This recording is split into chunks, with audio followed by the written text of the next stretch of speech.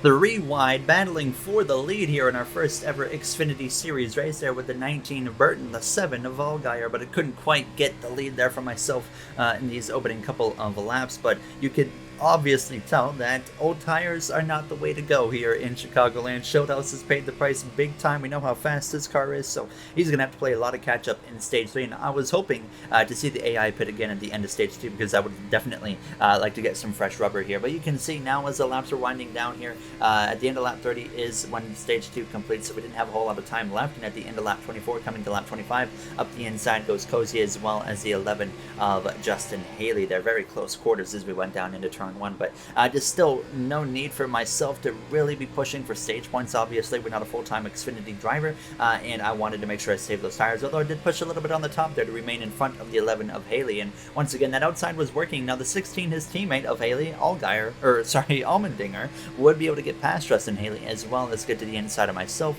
and we were battling him down the front straightaway with just 3 laps to go in stage 2, but I didn't quite have enough in the car right then and there to really want to put the fight to him, so I settled in behind him, and as we came through to 2 laps to go on the stage, there comes the 11 up the inside there. I tried to cover him off, but he was just barely able to sneak up the inside. He has a lot more to lose than me, so I was surprised to see him try and force the issue as hard as he did. But I wasn't going to make it too tough on him. I was just going to run my line and hope that we could stay in front of him, and that's exactly what we did. So we stay out in front of that number 16. We come through to start the final lap, or sorry, the 11, and get to the back of the 16 as we started this final lap. And again, in stage 2, you can see that that 19 of Harrison Burton is lights out over Michael Cozy Jr. there in second place. Cozy showing probably the best speed he has shown all season long. So very impressive to see what he's got here tonight as we dive down into 3 and 4 for the final time here in stage 2. In the background there in the middle of the pack, quite a bit of battles going on there. This 22 of Cindric's going to blow the doors right off of Justin Allgaier as we come through to cross the line. It's going to be a top 5 in stage 2. So our car is seeming to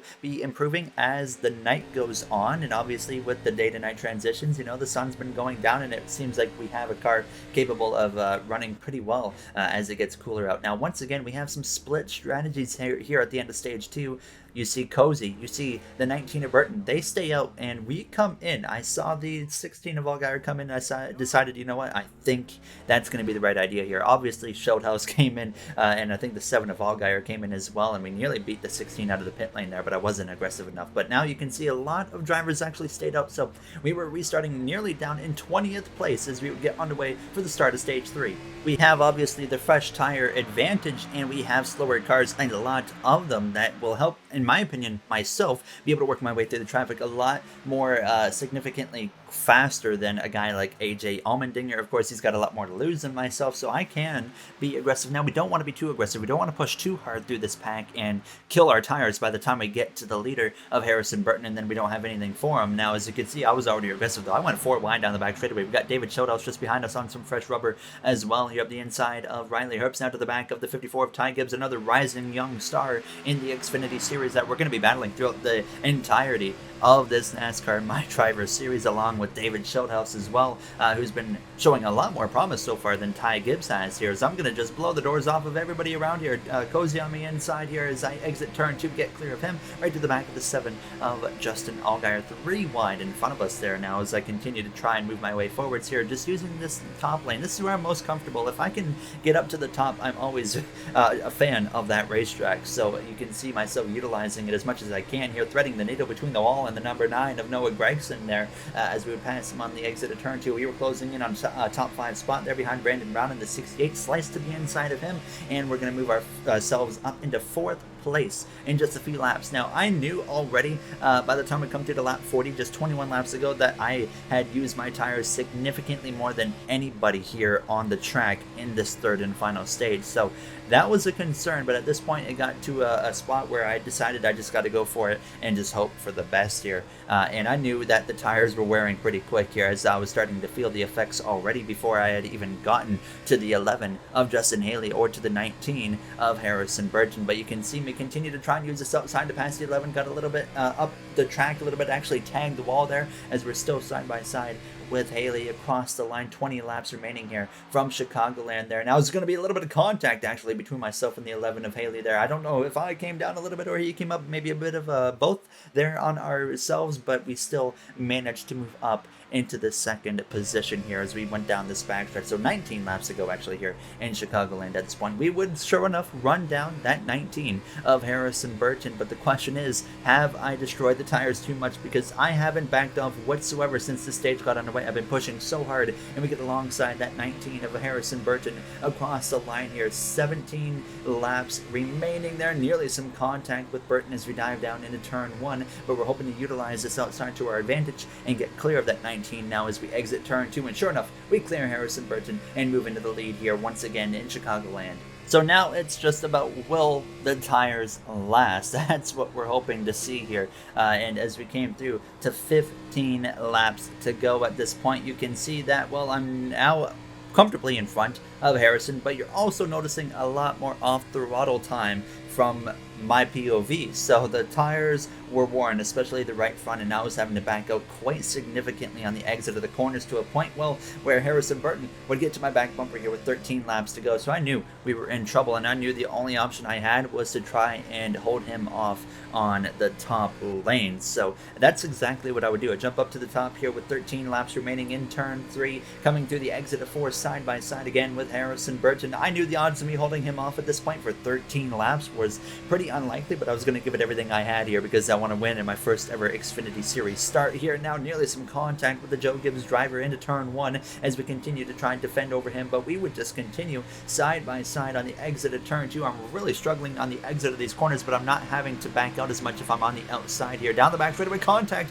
with the number 19 of Harrison Burton. That was 100% on me right there. I just kind of got caught sleeping a little bit, kind of moved over to the left into the side of him, but we continue side by side again on the exit of turn 2 with 11 to go, but this time we had enough momentum to clear him. I was so surprised to do that right there, but we pull it off, and now we was just hoping that it would stay that way, but unfortunately 9 laps to go here. A couple laps later on the exit of turn 2, Burton back to my inside down this back straightaway. You can see behind us we got drivers like AJ Allmendinger closing in on the battle, so that was going to be another factor to keep in mind here in these closing laps. Within a few car lengths is Allmendinger at this point. Now as I get cleared by the 19 of Burton, I fight back to his right rear quarter panel, but just not enough right there. He stays clear, and I knew at this point there was a very unlikely chance that I was going to get back alongside him unless he makes a mistake.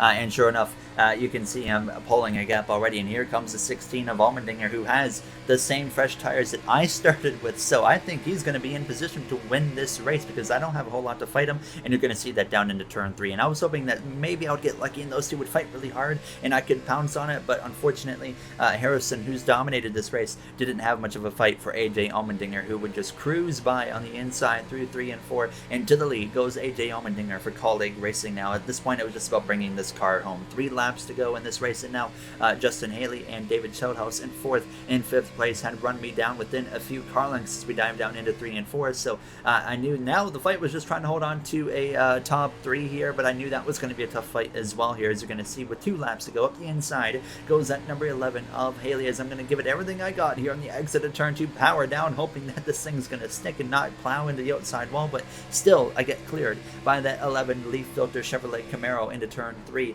and there's David Sheldhouse lurking behind us there in that rear view mirror, and he's going to fight to the inside, probably on the exit of turn 4, so I'm really having to get out of the throttle here on the exit of the corner, nearly into the outside wall. White flag in the air for AJ Allmendinger, very close quarters with Sheldhouse in that gamer advantage Chevrolet as we dive down into turn 1 for the final time. I'm going to get a little bit too aggressive there, get into the back of David Sheldhouse, move him up the track a little bit, some contact there. He is probably not a huge fan of that move right there, but just trying to move him out of the way, get every position I can possibly get. But it's AJ Allmendinger leading the way into 3 and 4 for the final time here from Chicagoland Speedway. He is going to steal the victory away from a dominant Harrison Burton. What could have been for us maybe if we would have saved our tires a little bit more, but Allmendinger wins in Chicago. I didn't quite have anything for Sheldhouse through 3 and 4, as he would actually end up beating us by about 3-4 car lengths there as we would cross the line. But nonetheless, even for killing our tires at the end, we still had a very strong 5th place finish in our Xfinity Series debut. Cozy there in 6th place, but we will 100% now have more opportunities for some Xfinity races throughout the season, and hopefully have a chance to get a full-time ride next season. That does it for this episode. I would show the Cup race, but I can't because my internet at the time of doing this was down, so I couldn't even do iRacing, unfortunately. So if you guys enjoyed, you know what to do. I'll have the members at the end of the episode, of course. I appreciate you guys' support so much, and I'll see you guys in the next one where we head to Road Atlanta in the Truck Series. Have a great day, everybody.